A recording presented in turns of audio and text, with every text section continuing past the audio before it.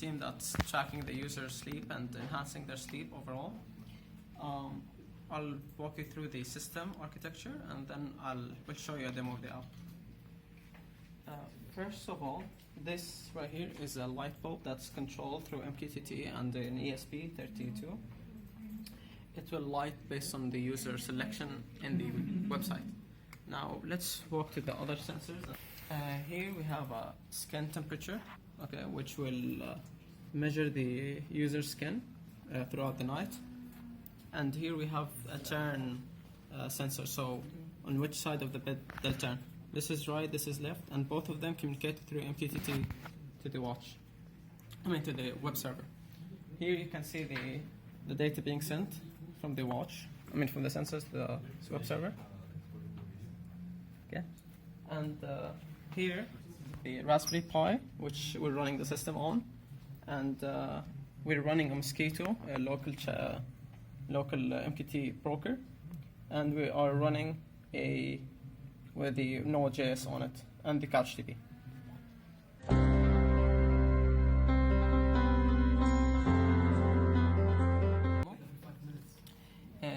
The watch, to start the app, the user has to first click the app from the watch.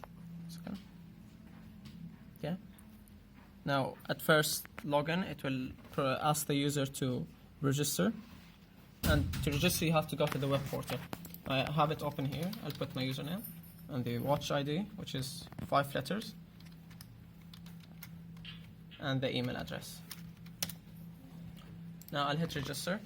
Now, before I hit register, if I try to register the watch without actually registering on the web app, it will not let me.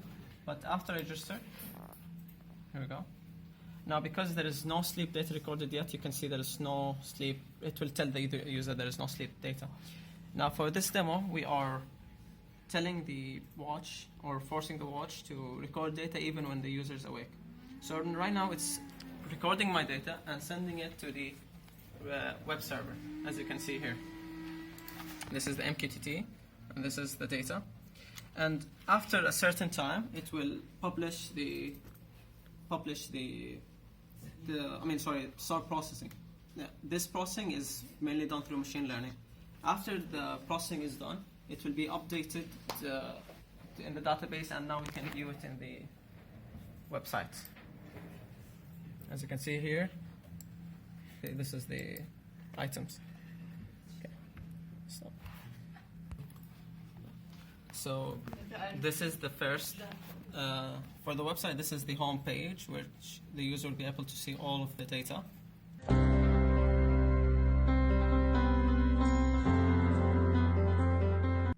Okay, so now when the user clicks on temperature, okay, it will show him the real-time temperature of the room. Now, you can see the data being sent through MQTT. So this is the data, and you'll see that it matches the data that is being applied here. And this is all in real time through MQTT, which is hosted locally.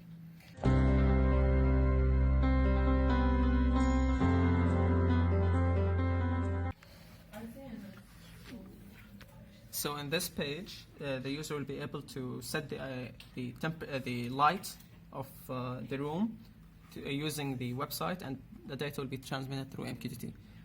Now, if I click here and look at the light, it's shining, and I can even control the brightness through the website, and so on.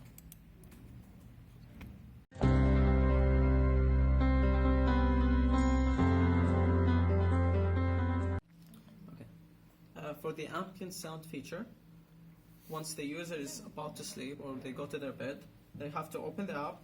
Okay? And now, because we already registered, we don't have to go through all of that again.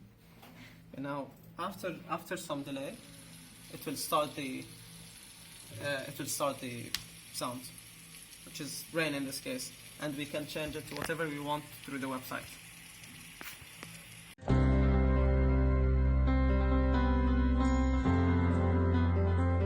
So here we have the watch, and I'll explain it.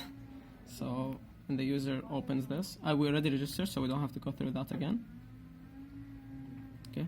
Now, duration of the last sleep, and I can rate my sleep. So I'll put it here, and now it's gone. It's done for the night. and level of snoring. It will show us now recording, sleep monitor result. I have insomnia, so I will check I'll click on it and it will show me more details. Okay, now ratio of deep sleep to light sleep, and on this button, if I click it, it should send an email to my registered email address. So I'll click it. Okay, 1 second. I clicked it and it told me that it sent an email. Now, okay, I just received a new email and this is my sleep data. Now, continuing with the watch. Okay, so I can also change the email and I can go to settings where I can disable the dimming of the light and or disable the ambient sound. I would like to add that the communication between the web server and the watch is done through MQTT broker that is hosted locally. We're sending heart rate data, the current heart rate data, and the accelerometer data.